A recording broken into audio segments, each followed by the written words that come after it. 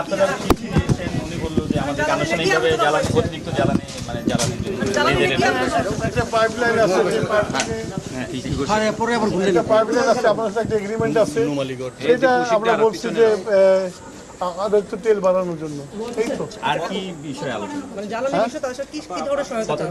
এটা তো একটা হচ্ছে সৌজন্য সাক্ষাৎকার, সৌজন্য সাক্ষাৎকারে যা যা আলোচনা তাই তাই হয়েছে, বললাম তো। পরিমাণ কেমন? তো ওইটা তো আমার তেল বাড়াই দিতে বলছি, এখন যে কি বাড়ে তারপরে বুঝবো যে কত বাড়ছে। এখন কতদিন আছে? কতদিন সময়টা কতদিন আছে? বাড়বে কতটা?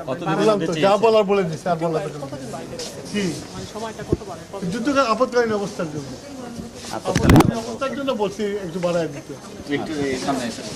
একটু পরিমাণটা বললাম তো পরিমাণটা বলতে পারবো না, আচ্ছা ঠিক আছে সেটা এখনো ডিসাইড হয় নাই। How can I tell you? ব্যাপার হচ্ছে যে আপৎকালীন অবস্থার জন্য আমরা বলছি যে আমাদের একটু তেল বাড়ায় দেওয়ার জন্য। এখন তারা ডিসাইড করে কথা নিয়ে বাড়াবে। একটু ডিজেল হ্যাঁ, ডিজেল।